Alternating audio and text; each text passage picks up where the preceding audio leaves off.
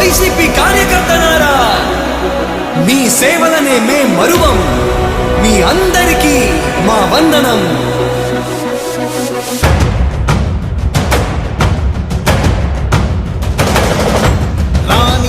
భగ చావే ఎదురుగా అయినా అదరని ధైర్యంలా, లక్ష్యం మరువక పంతం విడువక యుద్ధం గెలిచెను సైన్యంలా.